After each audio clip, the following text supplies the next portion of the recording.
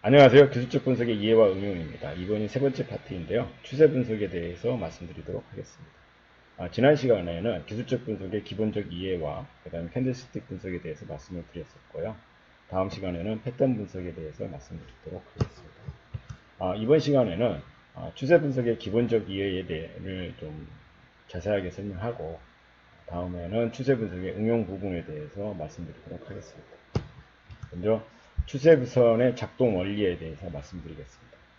먼저 추세라는 것은 가격이 움직이는 방향을 의미합니다. 이런 식으로 가격이 움직이겠죠. 상승하거나 하락하거나 그 다음에 옆으로 행보하거나 이런 모습을 보여줄 거라고 보고 있습니다. 이런 것을 경제학적인 용어로 풀어서 말씀드린다면 경제 변동 중에서 일정 기간에 걸쳐서 성장, 정체, 후퇴 등 변동 경향을 나타내는 움직임을 추세라고 정의를 하죠. 특히 투자 부분에서 추세는 기술적 분석의 필수적인 개념입니다. 즉 추세라는 것은 가격의 움직임에 대한 방향을 의미하는 거죠. 그러니까 상승이냐 하락이냐 행보냐 이런 것을 의미하는 거겠죠. 일단은 추세와 관련된 기본적 사항에서 작동 원리를 한번 살펴볼 필요가 있어 보이는데요. 일단 주가라는 것은 일정 기간 동안 같은 방향으로 움직이려는 경향이 있죠. 먼저 상승하게 되면 상승하려고 하면 계속 그 방향으로 가려는 속성을 가지게 되고, 하락하게 되면 하락하려는 속성을 가지게 됩니다. 또 행보하게 되면 행보하려고 하는 그런 성향을 갖게 됩니다. 그런데 많은 사람들이 착각하는 경우가 있는데, 주가가 한번 올라가면 이런 식으로 일직선으로 올라가는 것으로 생각하게 돼요. 근데 그렇지는 않습니다. 상승하더라도 상승과 하락이 반복되는 지그재그 형태의 모양을 띠게 될 것이고, 또 하락하게 되면 하락과 반등이라는 지그재그 형태를 띠죠. 어떠한 경우에는 상승과 옆으로 행보하다가 또 다시 상승하다가 또 옆으로 행보하 이런 경우도 나타날 수도 있습니다. 그런데 주가가 일단 한 방향을 잡으면 이렇게 한 방향을 잡잖아요. 그러면 그쪽으로 계속 가려고 하는 성향을 가지고 있습니다. 즉 관성의 법칙이 적용이 된다고 할 수 있겠죠. 그리고 추세가 지속되면 지속될수록 좀 더 추세가 강화되려고 하는 가속도의 원리가 적용되기도 하죠. 그런 관점에서 보면 추세선을 한번 알아봐야 되는데, 조금 전에도 말씀드린 것처럼 주가라는 것은 우상향으로 올라가는 국면에서라도 수직으로 올라가는 게 아니라 일직선으로 올라가는 게 아니라 상승과 하락이 반복되는 현상을 나타내고요. 그 다음에 상승에서 하락으로 반전되는 이런 어떤 고점이 형성이 될 수 있고, 그 다음에 하락에서 상승으로 반전되는 이런 저점이 형성이 될 수 있을 것입니다. 또 추가적으로 이런 현상들이 계속 반복적으로 나타나게 되는 거고, 그렇고 상승 추세선이라는 것은 이러한 저점과 저점을 연결하는 선이 이렇게 우상향하는 방향을 갖게 되는 것을 상승 추세라고 하죠. 그런데 상승 추세선의 경우에는 고점과 고점을 연결하는 선이 상승 추세선이 아니라 저점과 저점을 연결하는 선이 상승 추세선이라는 겁니다. 이거는 뭐냐면 여기서 상승의 경우에는 고점이죠. 고점의 경우에는 추가적인 상승을 제한하는 저항의 의미가 있는 반면에 이 저점의 경우에는 하락 후 반전하는 추가 하락을 방어하고 저지하려고 하는 지지의 개념이 형성이 되기 때문에 이 상승 추세에서의 추세선은 저점과 저점을 연결하는 선입니다. 그러니까 상승의 힘이 원동력이 되는 그런 힘이 무엇인가에 따라서 추세선이 결정이 된다는 것을 의미하는 거죠. 결론적으로 말하면 저항보다는 지지의 힘이 강한 저점과 저점을 연결하는 선이 상승 추세선이 되어야 한다는 거죠. 그 다음에 반대로 하락하는 과정에서 보면은 하락과 반등, 그 다음에 하락과 반등이라는 현상이 계속 반복이 되죠. 이런 식으로. 근데 하락하다가 반등을 하죠. 반등하는데 뭐가 돼 있어요? 고점을 형성하죠.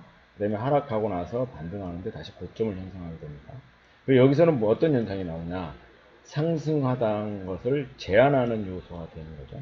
상승하는 그 흐름을 꺾는 저항의 의미가 있기 때문에 여기가 저항선이죠. 고점이 또 하락하고 나서 반등하고 나서 다시 하락하는 힘을 가지게 되는 이 국면이 또 저항의 의미가 있기 때문에 고점과 고점을 연결하는 선이 하락 추세에서의 추세선으로 자리 잡게 되는 것이라고 할 수 있습니다. 상승 국면에서 다시 한번 되돌아와서 보면 그 반대의 개념으로 보시면 보조 추세선이라는 것이 있는데 이 보조 추세선은 이 추세선과 상대 개념을 갖는다고 할 수 있죠. 왜냐하면 상승하다가 추가 상승을 제한하는 저항의 의미가 있고 고점이 그러니까 고점과 고점을 연결하는 선은 보조 추세선 또는 회기선이라고 합니다. 그 다음에 하락 추세에서 보시면은 하락 후 반등이잖아요. 근데 하락하는 힘에서 반등하는 힘으로 가는 이 힘이 하락하는 거를 저지해 주면서 반등을 시도한다는 측면에서 지지의 개념이 있을 것이고 그래서 하락하는 흐름에서는 흐름의 추세선이 아닌 보조 추세선입니다. 그렇다면은 자 여기서 상승 추세에서 보면은 고점과 고점을 연결하는 선과 저점과 저점을 연결하는 선이 있죠. 이 경우에는 추세선의 경우에는 지지선의 의미가 있는 것이고 그 다음에 보조 추세선은 저항의 의미를 갖는다고 할 수 있습니다. 그 다음에 하락 국면에서 보면 고점과 고점을 연결한 추세선은 저항의 의미가 있고 그 다음에 보조 추세선은 지지의 의미가 있는 거죠. 그런데 저점과 저점이 계속 우상향하는 모습을 보여주고 있죠. 그 다음에 고점과 고점이 또 우상향하는 힘이 존재하잖아요. 처음에 형성된 고점보다는 이 고점이 높아지고 처음에 형성되고 있는 이 저점보다는 고점이 높아지기 때문에 점차 시간이 흐르면 흐를수록 매수의 강도가 매도의 강도보다 세지고 있다는 것을 의미합니다. 그러기 위해서라면 이 상승 추세가 계속되기 위해서라면 우상향의 어떤 모습을 띄기 위해서라면 고점에서의 거래량이나 이 저점에서의 거래량이 이전 저점과 고점보다는 높게 형성되면은 추세가 계속 우상향할 수 있다라는 가능성을 보여주는 거죠. 반면에 이 하락 추세에서는 고점과 고점을 연결하는 선에서의 거래량과 그 다음에 저점과 저점을 연결하는 선에서의 거래량이 하락할 과정에서는 거래량이 점차 줄어들어오면 이게 하락 추세가 계속 단절되지 않고 추세가 지속될 수 있는 가능성이 높은 흐름이겠죠.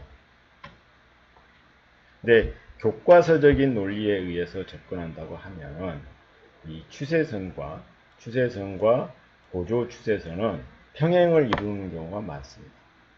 평행을 이루는 경우가 많기 때문에 그러면 자 여기서부터 여기까지 올라오는 폭의 조정 여기서 올라오는 것에 대한 조정이잖아요. 근데 평행이니까 이 상승의 폭과 이 상승의 폭은 동일할 것이에요. 이런 어떤 학습적인 논리에 의해서 그러면 상승하고 나서 이 고점에서 조정을 받아서 다시 올라간다고 했을 때 내가 만약에 여기서 매수를 했다. 여기서 매수를 했으면은 내가 목표로 하는 중단기적인 시세의 목표치는 얼추 이 상승의 폭만큼 이루어질 수 있다라는 목표 가격을 산정할 수가 있다라는 게 추세선 이용한 기법입니다. 그러고 나서 일단 목표 가격이 형성이 되고 난 다음에 주가가 여기서 형성돼서 고점을 찍고 내려간다고 했을 때는 다시 내려갔을 때는 추가 하락의 폭을 대충 여기서 결정하겠죠. 그러고 나서 다시 이렇게 올라가는 겁니다. 그럼 여기는 어떻게 알 수 있느냐라는 거예요. 이 경우에는 어떤 경우냐면 저점과 저점을 연결한 선의 연장선에서 추정 가능한 겁니다. 그러니까 여기서부터 여기까지 그어놨었죠. 그 다음에 추가적으로 주가가 여기까지 올라갔으면 내가 그려볼 수 있는 연장선상은 이 정도이기 때문에 여기서 조정을 받으면 이 주식은 어느 이 근처에서 조정이 마무리된 다음에 다시 올라갈 것이야 라고 생각할 수 있겠죠. 그러니까 정말 신의 한 수처럼 여기서 매수해서 여기서 매도한 투자자인 경우에는 어떻게 되겠어요? 매수 타이밍을 다시 잡으려고 한다고 했을 때는 이 가격, 그러니까 이 지지선의 연장선상에서 매수를 고려해도 된다라는 거죠. 그러고 나서 올라가게 되면 추가로 내가 생각할 수 있는 목표 가격대는 이거의 상승 가격, 상승의 폭만큼 가능하다는 논리가 가능하겠죠. 그리고 추후적으로 이런 식으로 가능한 거죠. 자, 이런 식으로, 그러니까 추세선을 이용하게 될 경우에는 추세선과 보조 추세선에서의 움직이는 밴드 내, 추세 채널 내에서 목표 수익과 목표 가격, 그다음에 어디서 추가로 매수할 것인지를 고민할 수가 있는 거죠. 그렇다면은 이게 이렇게 되는 거죠. 이 고점과 고점을 연결하는 선의 연장선이기 때문에 여기서 저항을 받을 것이라고 생각하고 여기서 매수하게 됐으면 이만큼의 기대 수익을 가능할 것이고 여기서 매수했다면 여기서의 기대 수익이 가능한 그런 목표치 추정도 가능한 게 추세 분석에서의 로직입니다. 추세선에서 한번 생각해 볼 수 있는 것은 이전의 저항선은 지지가 될 수가 있고 이전의 지지선은 다시 언젠가는 또 저항이 될 수 있다는 논리를 한번 고민을 해봐야 돼요. 뭐 어떤 논리냐면 자, 상승을 했죠? 상승을 하고 하락을 했습니다. 그다음에 다시 올라갔죠? 근데 이게 원래 이 전 고점이 일반적으로는 저항이 되는 경우가 많아요. 근데 여기서 여기까지 올라오고 난 다음에 여기서 일시적인 주춤이 있을지는 모르겠지만 쭉 올라가서 여기서 저항을 보이잖아요. 그럼 조정을 보이게 되면 통상적으로 어떠한 논리가 적용이 되냐면 이 전 고점에서 지지가 될 수 있다는 기대가 가능하기도 합니다. 그러니까 이전의 저항선이었던 것이 이제는 뭐가 된다? 지지선이 될 수가 있는 거예요. 그래서 쭉 올라갑니다. 그 다음에 쭉 올라가고 나서 이 고점을 뚫고 올라가죠. 그럼 뚫고 올라가면 이 고점과 고점을 연결한 선의 연장선까지는 올라가되 다시 조정을 받겠죠. 조정을 받고 나면 또 이제 추세선의 연장선상에서 반등하고 올라가는 현상이 나오는데 얼추 어디서 지지가 되느냐 하면은 이전 고점에서 지지가 될 수 있다라는 그러니까 이전의 저항선이 새로운 지지선이 될 수도 있다라는 그 역할 전환론도 한번 생각해 볼 수 있습니다. 추세 분석에서는 학습적으로 여러분들이 생각했을 때 이제 이게 추세가 이렇게 이제 쭉 올라왔다가 올라갔다 내려가 하는 현상들이 반복이 되잖아요. 근데 이게 처음에 형성됐을 때 처음에 이렇게 올라오고 이렇게 내려갔다 했을 때 주가가 그냥 이전 저점을 깨고 내려가면은 추세가 아니에요. 기존의 흐름이 연장되는 걸로 봐야 되겠죠. 그렇죠? 근데 일정 부분 올라왔다가 다시 내려가서 다시 올라가게 되면 이 저점과 이 저점, 그러니까 이렇게 내려와서 올라오는 이 저점과 저점을 연결하는 선이 하나의 추세선이 되는 거죠. 그리고 또 여기서 반등을 해가지고 또 올라갑니다. 내려가죠. 내려가게 되면은 이 추세선의 연장선상에서 진짜 지지되고 다시 올라가잖아요. 올라가면 다음에 또 여기서 조정을 받고 내려가면 학습적으로 많은 투자자들이 이 지점에서 매수세에 가담할 가능성이 높아서 이 저점과 저점이 많이 형성되면 형성될수록 지지에 대한 기대가 높아지는 게 일단 교과서적인 논리예요. 그리고 그런 점을 한번 생각해 보실 필요가 있고요. 물론 거래량이 지속적으로 늘어나는 것을 확인하면서 점검하는 것도 굉장히 중요한 수단이 될 수가 있습니다. 그리고 이제 일반적으로 어떤 현상들이 벌어지냐면 여기서 여기까지 상승한 폭에 대해서 이만큼 되돌려지는 게 있어요. 되돌림이라고 해서 되돌림의 폭이라고 합니다. 이 되돌림의 폭인데 이 되돌림의 폭이 보통 23.6%, 그 다음에 31.8%, 그 다음에 50%, 그 다음에 62.8%, 뭐 이런 식으로 조정이 결정이 되는 경우가 많아요. 근데 이거를 뭐라고 하냐면 피보나치의 되돌림 수열이라고 해요. 그러니까 상승의 폭에 대한 되돌림의 폭, 그다음에 하락의 폭에 대한 되돌림의 폭이라고 하는 건데 23.6%의 되돌림을 거치면 굉장히 매수 세력이 강한 것을 의미할 수 있고요. 그 다음에 31.8%면 3분의 1 되돌림 폭이죠. 382 조정이라고 38.2%인데 382 조정을 거치면은 3분의 1 정도니까 비교적 매수 세력이 강하다는 걸 의미할 것이고 50% 정도면은 매수 세력이 상당히 양호하구나 이런 현상들을 판단할 수 있을 것이고요. 62.8%의 경우에는 매수 세력이 상대적으로 약하다 이런 어떤 해석과 판단이 가능할 수가 있습니다.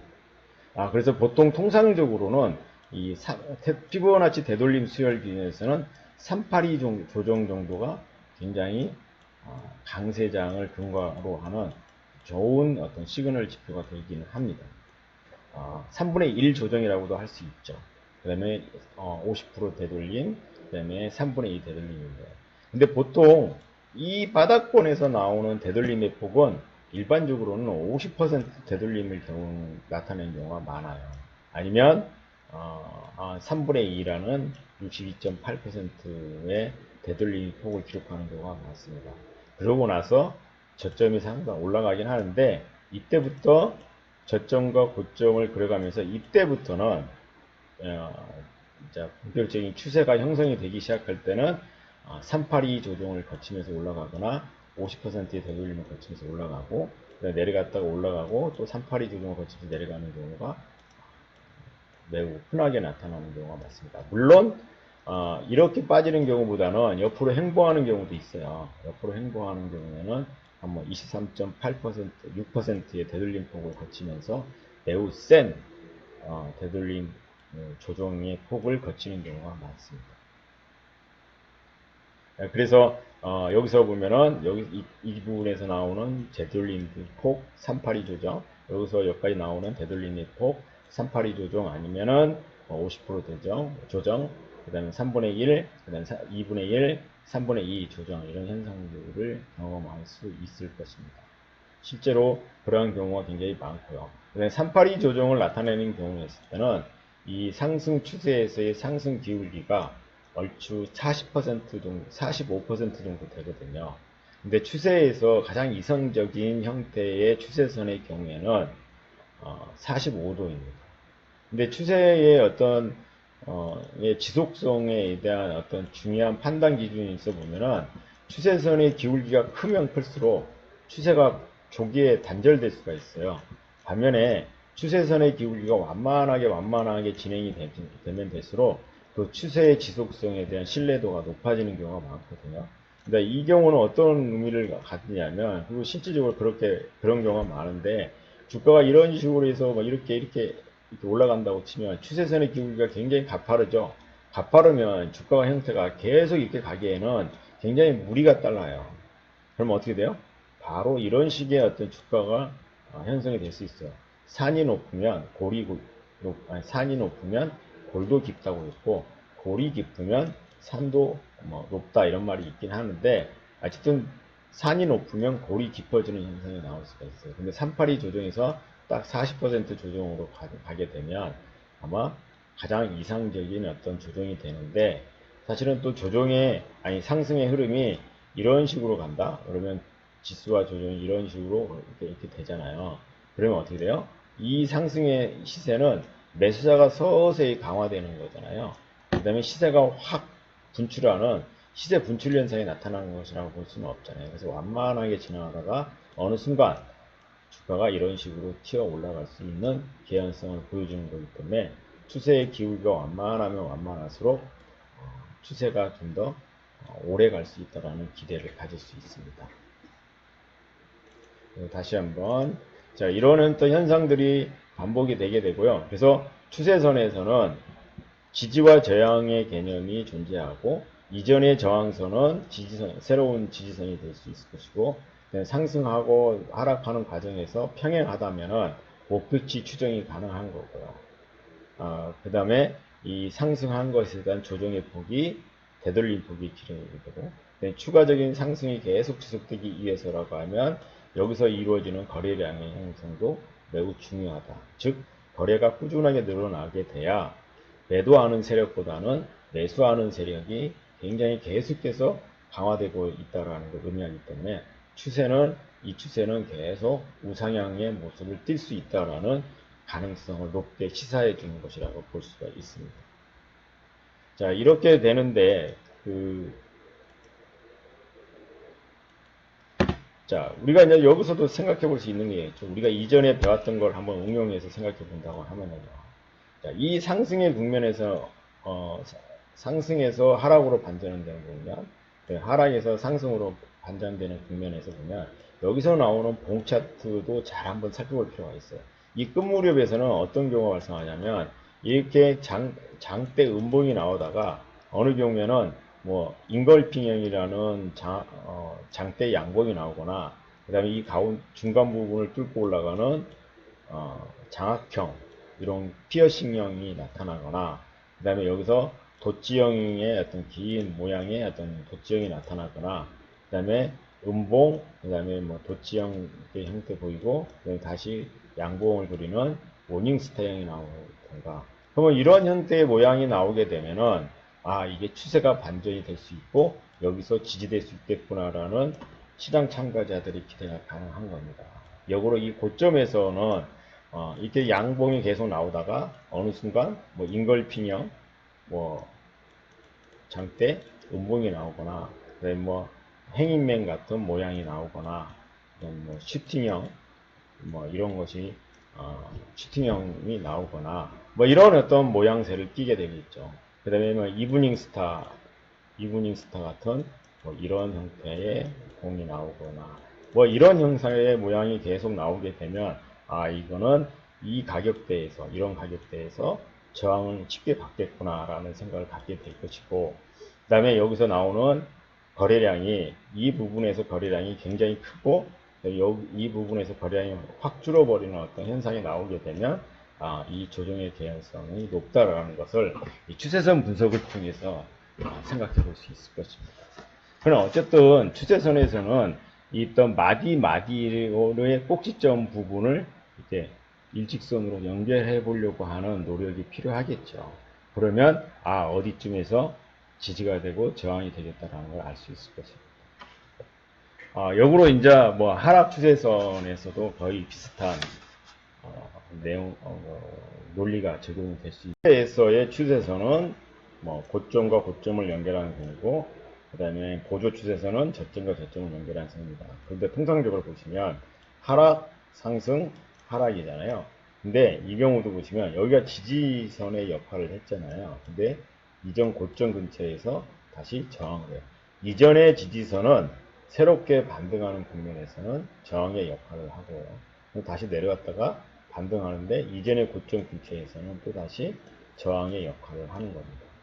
근데 보통 상승하고 반등하는 건데 아까 말씀드린 피보나치 되돌림 수열이 있었죠. 23.8, 그다음에 382 조정, 그다음에 50% 조정, 62.8% 조정이잖아요. 근데 23.382 조정을 보이면은 그냥 하락 추세가 계속 될 수 있다라는 앞서 말씀드린 이상적인 추세선의 기울기 45도의 기울기를 갖고 계속 우하향할 수 있다라는 것이고 23.6% 되돌림을 보이면은 이 급락한 거에 대해서 반등의 폭이 매우 미미하잖아요. 그러면 다시 재반락할 수 있다는 가능성을 보여주는 것이고 그 다음에 이게 50%의 되돌림을 보여주게 되면 반등의 힘이 굉장히 세다는 걸 얘기하고 그 다음에 62.8% 반등을 보여주면 매우 센 반등을 가능성을 높아지고 있고 만약에 이 고점을 뚫고 올라가 버리면 하락 추세선이 아니죠. 새로운 기존의 추세가 되고 있는 요소가 되고 있고 새로운 하락 추세가 아니라 기존의 추세가 연장이 되는 것으로 볼 수 있는 것이고요. 그 다음에 이 추세선은 저항선으로 작용하고 보조 추세선은 지지선으로 작용한다는 거고 하락시 평행하면 여기 하락의 폭과 여기서 하락폭이 동일할 뿐만 아니라 추가적으로 여기서 하락의 폭과 여기서 하락이 크게 동행할 것이기 때문에 여기 밑에서 반등하면 어디서 다시 팔아야 되느냐 이런 것도 얼추 추정이 가능할 것이고, 하락시 얼마만큼 빠질 거라는 것도 대충 예상을 해볼 수 있어요. 그러나 하락시 이 과정에서 보면은 떨어지는 칼날은 잡지 말라고 했어요. 그러니까 충분할 정도까지 빠질 때까지 기다리는 전략이 바람직하다고 볼 수 있고요. 이 고점과 고점을 연결하는 추세선상에서는 봉차트 분석에서 말씀드렸던 이브닝 스타라든가, 그 다음에 집계형이라든가, 그 다음에 행인맹이라든가, 뭐 이런 어떤 베어리시 도치형이라든가, 이브닝 스타 있죠? 이런 것들이 자주 나타나게 되고, 베어리시 인걸핑형, 베어리시 피어싱형, 베어리시 잉태형, 이런 형태의 모양이 나오게 되면 더욱더 이 반등의 뜻이 마무리되고 재차 추가 하락할 수 있다는 점을 간과해서는 안 될 것입니다. 그러니까 상승 추세와 하락 추세는 거의 동일한 어떤 로직과 원리가 적용이 된다고 볼 수 있겠죠. 근데 이제 이런 경우도 있죠. 이렇게 추세선이 완전히 평행을 이룬다고 볼 수는 없잖아요. 근데 평행을 이룬다고 볼 수가 없고, 추세선은 그대로 유지가 되고 있는데 보조 추세선이 일단 기울기가 바뀔 수가 있어요.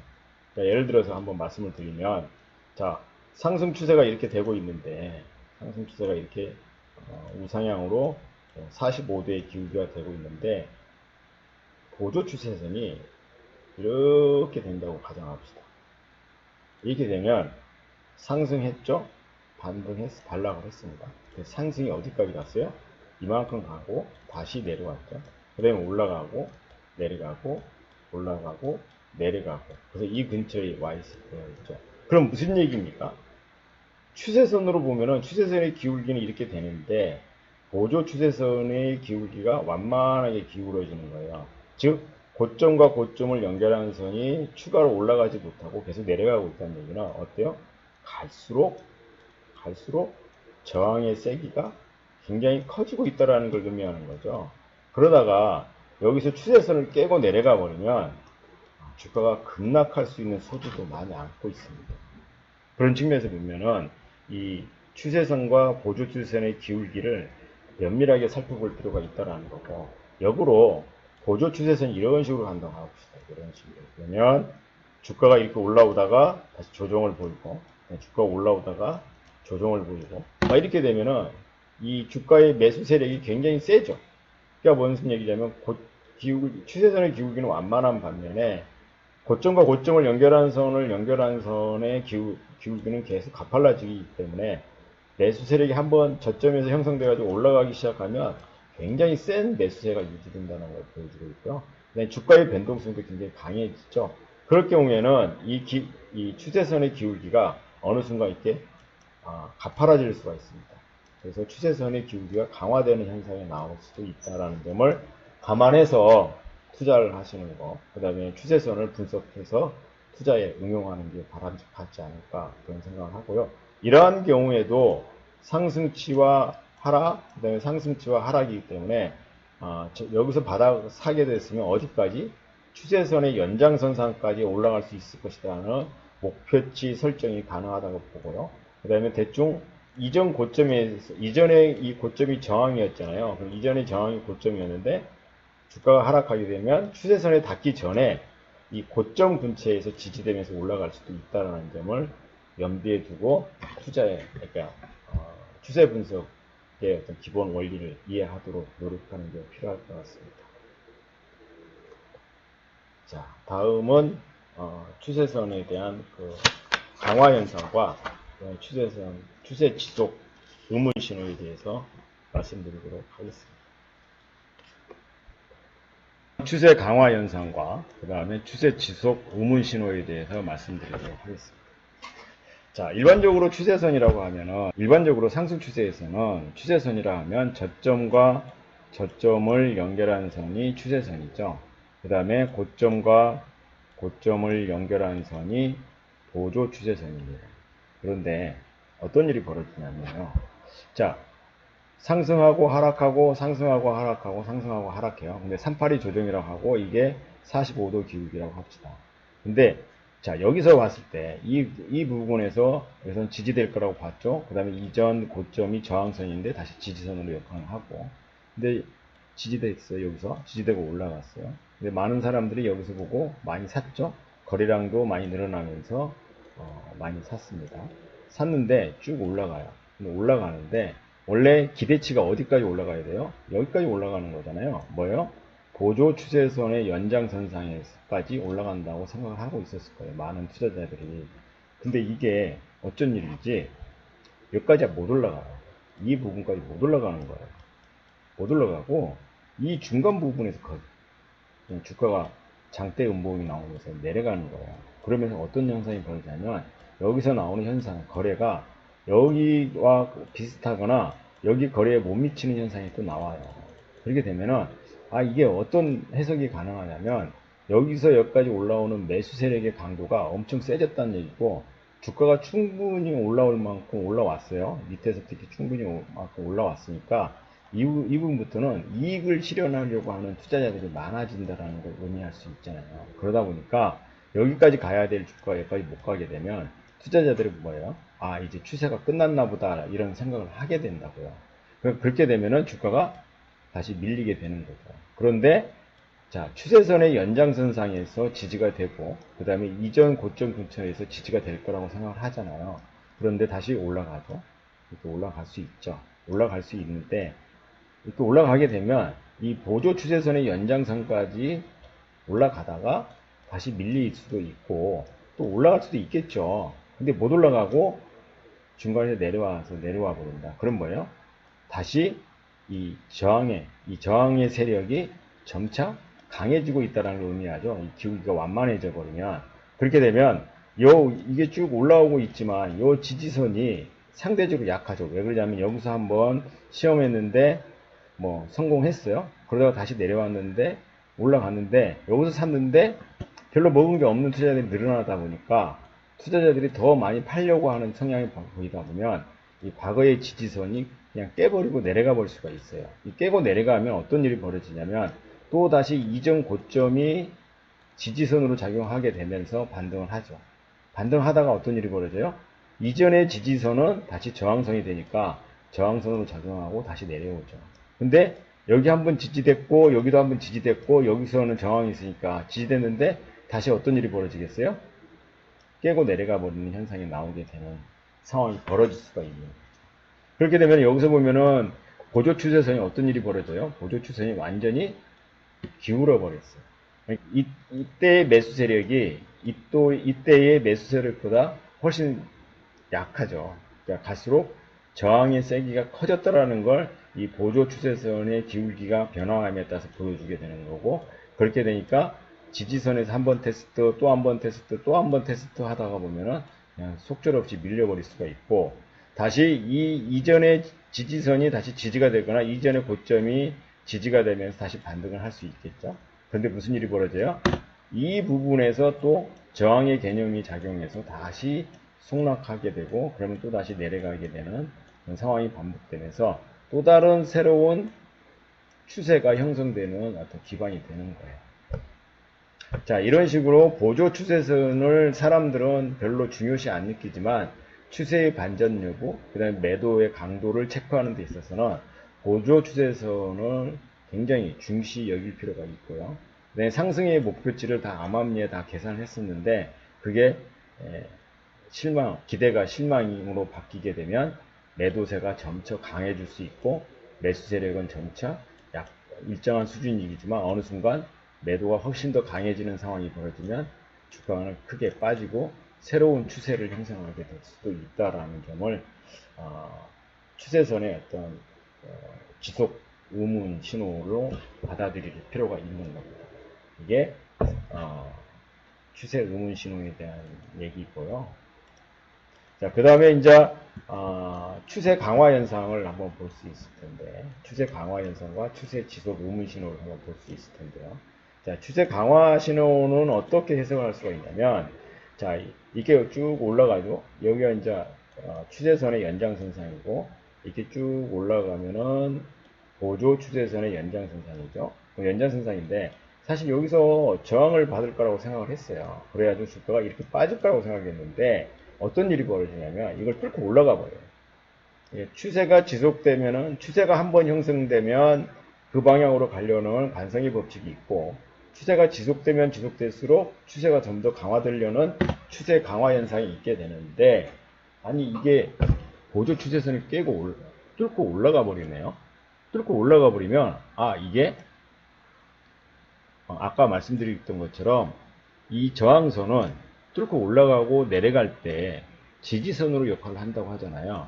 그리고 이게 그렇기 때문에 많은 투자자들이 이걸 저항선을 뚫고 올라간다고 하면 아 이게 굉장히 세지구나 하면서 매수세가 더 많이 형성되게 되고 추세가 더욱더 강화되는 현상이 나오게 되는 그런 현상을 추세 강화 현상이라고 하고요. 그와 동시에 주가가 이렇게 쭉 올라가다가 조정을 보일 거 아닙니까? 조정을 보이게 되면 과거에 이 저항선이 이제 새롭게 지지선으로 작용을 하면서 다시 지지되고 다시 주가가 이렇게 올라가게 되는 현상이 나오게 되죠. 그렇게 되면서 이렇게 새로운 추세선이 형성이 되게 되는 겁니다. 동시에 주가도 올라가게 되면 자 여기서 여기까지 올라온 폭에 만큼 올라갈 거라고 기대하기 때문에 아마 주가는 뭐 이런 식으로 올라갈 수 있겠죠.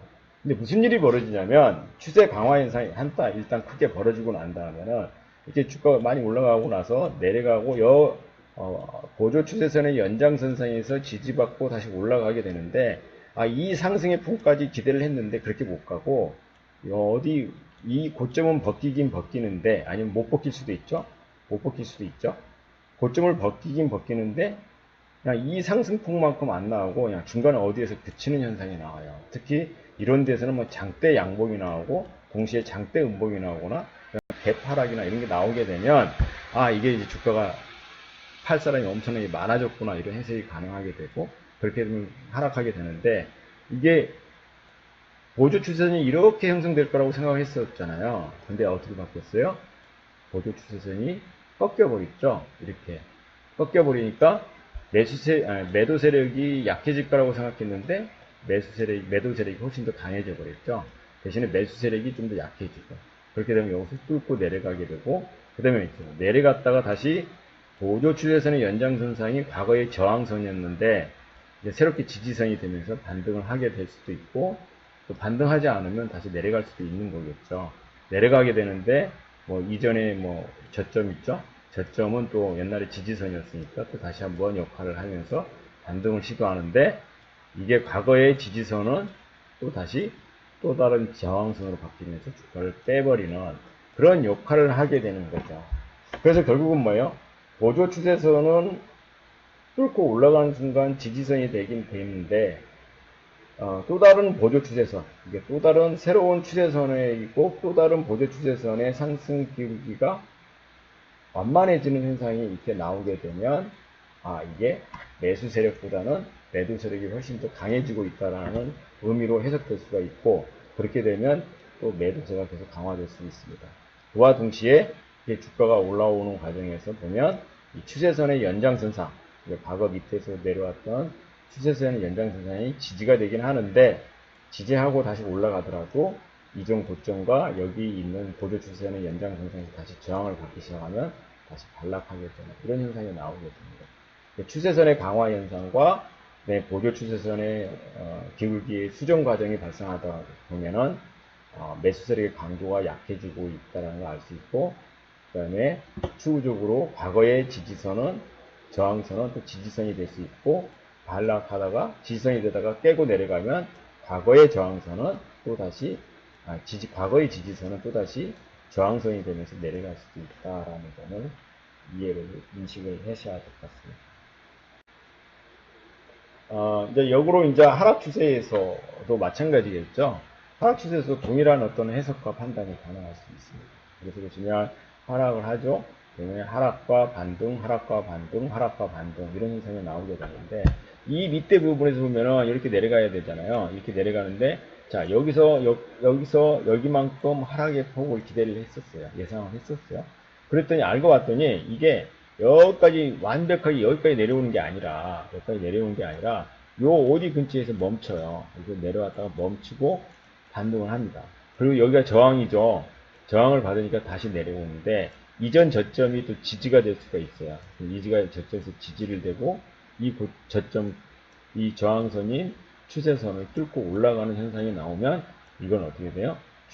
추세가 다르게 반전되고 있다라는 의미를 하는 거죠. 근데 그거에 대한 해석을 할 수 있는 것은 추세선은 잘 변동을 안 해요. 변화가 안 하는데 보조 추세선의 기울기가 이렇게 바뀌잖아요. 매수 강도가 이 정도였던 것이 매수 강도가 이렇게 변화되면서 매수세가 조금씩 유입되고 있다는 판단이 가능하고, 그 다음에 여기서 나오는 거래량보다는 여기서 나오는 거래량이 세게 나오면 주가는 반등할 수 있고 추세가 반전될 수 있다라는 그런 의문 신호를 나타냈다는 점에서 보조 추세선의 기울기의 변화는 추세의 어떤 변화의 어떤 1차적인 시그널 지표인 것입니다. 자, 이상으로 이제 그 추세에 관련된 그 작동 원리와 그다음에 뭐 목표 가격 설정, 그다음에 과거의 지지선과 저항선의 어떤 역할 변화, 그다음에 뭐 382 조정, 기타 등등에 관련된 추세선과 관련된 내용을 말씀을 드렸습니다. 그래서 이제 이런 내용들을 요약해서 말씀드리면, 추세가 지속될 수 있다라는 신뢰도 기준을 한번 살펴보면 추세선의 길이가 길수록 신뢰도가 높죠. 그렇죠? 추세가 한 번, 두 번, 세 번 이렇게 형성되는 거하고 이렇게 형성되는 거하고 한 번 반복되고 또 한 번 반복되고 또 한 번 반복이 되면 이 추세의 지속 가능성에 대한 신뢰도가 높아지는 거죠. 이게 이제 높아지는 것은 이 경우에는 사실 진짜 뭐 추세가 반전됐는지 완벽하게 아직 해석할 수가 없는데 한 번, 두 번, 세 번 정도에서는 그런 현상들이 좀 더 인식을 강화되고 습관적으로 이 매수에 가담하려면 투자자가 많아지게 될 수 있다는 것. 그다음에 장기간에 걸쳐 형성된 추세선일수록 중요성은 커지죠. 그렇죠? 그다음에 완만한 기울기에서 막 이런 식으로 주가가 움직이고 오랫동안 지속되면은 어떻게 돼요? 이렇게 갈 수도 있다라는 추세의 어떤 중요한 신뢰도의 기준이 되죠. 횡보하는 모양이 계속돼서 오래되면 될수록 이런 모양이 되고, 그다음에 뭐 횡보하는 모양이 계속 이런 현상이 계속되면서 이 저점과 저점을 연결한 선과 고점과 고점을 연결하는 선이 있는데 일시에 깨져버리면 주가의 하락폭은 굉장히 커질 수 있고, 일시에 올라가 버리면 주가의 상승폭이 엄청 커질 수도 있는 그런 가능성을 내포하기 때문에 이런 추세선이 지속이 되면 될수록 그 중요도가 엄청 높아지게 됩니다. 그 다음에 앞서 말씀드렸처럼 추세선의 기울기가 완만할수록 신뢰도가 높고, 그 다음 이상적인 추세선의 기울기는 45도. 그 다음에 지지력과 저항이죠. 아까 말씀드렸죠. 상승 추세에서 저점과 저점을 연결하는 선은 추세선인데 지지의 개념이 있고 지지선으로서의 개념이 있고, 하락하는 과정에서 고점과 고점을 연결하는 추세선은 저항의 개념이 있다고. 그러니까 이 부분에서의 지지력과 그다음에 이 부분에서의 저항력, 그다음에 이 부분에서의 저항력에 대한 언급입니다. 그래서 보시면은 중요한 요소가 뭐가 있냐, 이전의 거래량이 얼마나 형성됐느냐라는 것도 중요하죠. 앞서 말씀드린 것처럼 상승하는 국면에서 요 고점에서 거래량, 요 고점에서 거래량, 이 고점에서의 거래량이 완만하게 늘어나야, 꾸준하게 늘어나야 이 지지력과 저항력이, 그러니까 특히 이 저점에서의 지지력이 굉장히 강하다는 걸 의미하고, 여기서 이렇게 하면은 계속 단기 고점에서의 주가가 반전할 수 있는 요소는 있지만 그래도 거래량이 왕성하게 형성되고 있기 때문에 추세의 지속성에 관한 효과가 크다라는 겁니다. 이전의 지지가 형성된 횟수가 크면 클수록 반복적으로 습관적으로 매수하려고 하죠. 한 번, 두 번의 경우는 투자자들이 잘 안 믿을 수가 있어요. 늑대 소전이 있죠. 늑대다 했는데 진짜 늑대가 안 와서 그렇듯이 이 주가도 지지가 되는 걸 많이 보여주면 보여줄수록 많은 투자자들이 이 지지한 추세선에서 매수하려는 의지가 강해지는 현상들이 나오게 되는, 주가 상승의 크기, 하락폭의 크기도 굉장히 중요합니다. 앞서 말씀드린 것처럼 주가 이렇게 올라가잖아요. 상승 하락 과정인데 요거의 폭이 얼마만큼 중요하냐. 382 조정이면 굉장히 양호한 추세선의 연장선상이 될 것이고, 그냥 대충 50% 이상의 하락이면 생각보다 매수 세력이 강하지 않다는 거고, 23.6%의 되돌림을 갖추면 매우 강한 매수가 형성되고 있다는 것이고, 하락하는 과정에서 하락 반등, 하락 반등인데 하락에 대한 되돌림의 폭이 3분의 1이냐, 50%냐, 아니면 3분의 2 조정이냐, 이거에 따라서 니다 피보나치 되돌림 수열과 3분의 1, 2분의 1, 3분의 2 거의 동일한 숫자이기 때문에 그걸 같이 써도 상관없어요. 경과 시간과 전체 시장의 흐름이 굉장히 중요하죠. 이 상승, 개별 기업이 이렇게 상승한다고 하죠. 이렇게 계속 상승하는 모습을 보여주는데 전체 시장이 계속 우하향의 추세가 된다고 하면 이게 오래 지속될 가능성이 낮죠. 시장 분위기에 휩쓸릴 가능성이 있으니까. 그 다음에 개별 주식은 이렇게 계속 빠져요. 개별 주식이 이렇게 빠지는데 전체 시장은 계속 오르는 분위기가 이어진다고 해봅시다. 그러면 이게 하락이 오래 지속될 가능성은 없어 보이죠. 그러면 조금 더 인내하고 주가 반등하는 타이밍을 노려볼 수가 있는 거잖아요. 그래서 전체 시장의 흐름이 굉장히 중요하다. 이거를 꼭 간과해서는 안 된다는 거고요. 그래서 기술적 분석을 하게 될 경우에는 차트 그 자체만을 공부하는 것도 중요하지만 매크로 환경 변화도 같이 동시에 공부해 주는 게 보다 효과적인 어떤 투자 판단을 내릴 수 있을 것입니다. 그다음에 거래량 증가 수반 여부는 앞서 말씀드렸죠.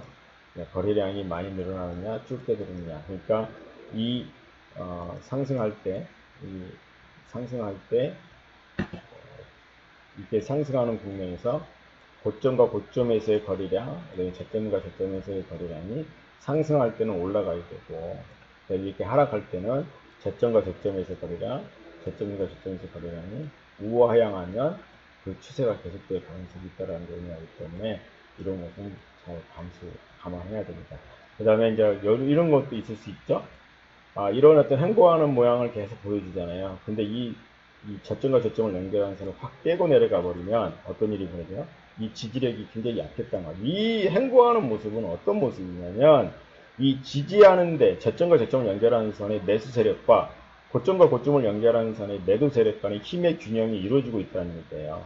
계속 힘의 균형이 이루어지다가 어느 순간 어느 한쪽으로 확 힘이 쏠렸다는 얘기거든요. 그럼 힘이 한쪽으로 휙 쏠려버리면 어떤 현상이 벌어지겠습니까? 거래량이 확 늘어나 버릴 수가 있는 거죠. 매도세가 갑자기 늘어나게 되면서 주가가 크게 빠지고 장대 음봉이 나거나 개파락이 나와버리면 주가는 속절없이 계속 밀려버릴 수도 있어요. 그러니까 그런 측면에서 보면 이런 어떤 예외적인 상황도 고려해야 됩니다.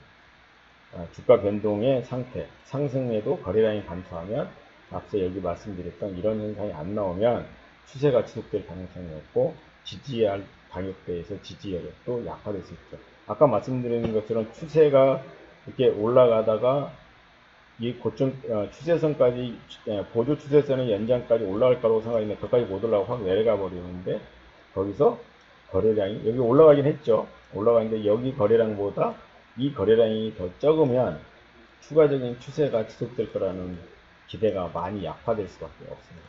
이런 것을 지지와 저항력을 테스트하는데 도움이 많이 된다고 할 수 있죠. 그 다음에 이제 필터링 기법인데요. 뒤에서 다시 더 말씀을 드릴 건데 실제 응용하면서 말씀을 드리려고 했는데 이제 이 내용이 나와서 여기서 한번 말씀드려보면 어떤 일이냐면요. 자, 주가가 이제 올라가는 상승 추세라고 합시다. 주가가 쭉 올라가는 상승 추세예요. 그러면 상승, 하락, 상승, 하락, 여기서 상승, 하락이에요. 고점과 고점을 연결하는 선이에요. 근데 이렇게 하다가 여기 이제 추세가 계속 올라가는 국면에서 요 국면에서 문제, 요 국면에서의 문제예요. 그러니까 다 이렇게 내려왔다 이렇게 올라갈 거라고 생각했어요. 뭐 여기서 인걸피형이 나오고 모닝스테형이 나오고 뭐 장대 양봉이 나오고요. 근데 어떤 일이 벌어지냐면 이 근처에서 그냥 이 지지선을 확 깨면서 그냥 장대 음봉이 나와버리는 거야. 그러니까 뭐예요? 추세선 밑으로 내려가 버리잖아요. 이게 이제 뭐 속임수형 뭐 이렇게 얘기하는데 이런 경우가 있어요. 그러고 나서 잠깐 내려왔다가 다시 장대 양봉 그리면서 확 올라가 버린 경우가 있거든요. 그러니까 여기서 부분에서 보면 이 하락폭, 지지선을 벗어나는 하락의 폭을 어떻게 버틸 것이냐. 그리고 자기 나름대로 어떤 기준으로 두고 매매를 할 것이냐라는 것이 필터 기법이에요. 가격 필터 기법, 그다음에 시간 필터입니다. 대충 이거는 자기가 설정하기 나름이에요. 나는 이 지지선을 조금이라도 이탈하면 그냥 필터 기법 적용 안 해. 이렇게 할 수도 있고, 그냥 나는 1% 정도 하향 이탈하면 그냥 참을만 해. 아니면 뭐 2%, 3%이 정도까지는 용인하고, 그 다음에 그 이하로 내려가면 바로 손절매를 친다라는. 이틀이면 하루 정도는 괜찮고 이틀 정도만 머물러 있으면 오케이 하고, 뭐, 이틀 이상 넘어가면 그냥 미련 없이 판다라는 이런 게 필터 기법입니다. 그 다음에 이 위에서 마찬가지로 이 부분에서 매도할 것이냐 팔 것이냐라는 것도 필터 기법이 적용할 수 있을 것이고, 그 다음에 하락 시에도 마찬가지겠죠. 이렇게 하면은 상승 국면에서는 뭐 크게 문제가 되지 않겠죠. 상승 반등하는데 하락 시의 국면에서는 더 빠지면서 뭐 3%를, 그 다음에 뭐 시간 필터 2일 뭐 시간 필터를 하면서 내려가고 다시 올라갈 수도 있는데, 이런 어떤 필터링 기법을 적용해서 전술적인 매매에 임할 수 있다라는 것을 의미하는 거죠. 이게 가격 필터인 거죠. 그래서 이제 이런 어떤 추세선 기법인데, 어쨌든 결론적으로 말씀드리면 뭐 상승 추세든 하락 추세든 아니면 횡보하는 추세든 일단 항상 선을 그어봐야 한다는 거죠.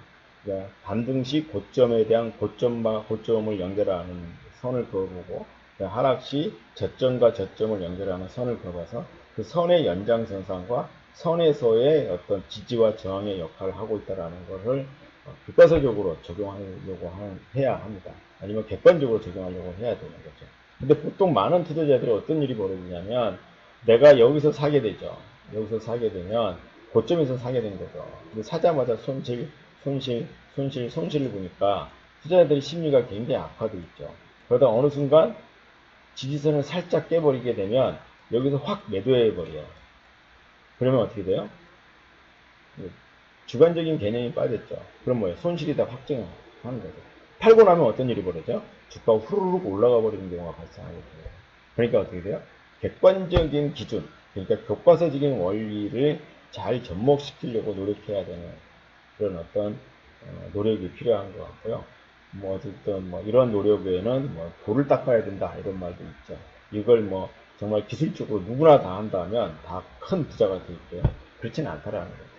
그러니까 이런 어떤 엄청 객관적인 투자 판단을 유지하려고 노력해야 된다는 거고, 또 어떤 경우가 있냐면 주가 이렇게 상승 추세를 유지하고 있어요. 근데 이 기업 전체 시장은 개판이거든요. 그리고 이 회사의 실적도 안 좋아질 거라고 예상이 되는데 내가 가지고 있잖아요. 그리고 내가 손해봤잖아요. 근데 이 추세를 이탈한 거야. 이탈했으면 이게 추세를 이탈해서 상승 추세가 지속되기 어렵겠다라고 생각하고 매도해야 되는데, 아니야, 내 주식은 좋아질 거야, 내 주식만은 안 빠질 거야, 이런 어떤 자기만의 된다고 하면 여기서 큰 화를 당할 수 있다는 점에서 보면 기술적 분석에서의, 특히 추세 분석에서는 객관적인 판단이 매우 중요하다고 할 수 있겠습니다. 이상으로 추세 분석에 대한 작동 원리와 기본적인 이해에 대해서 말씀드렸습니다.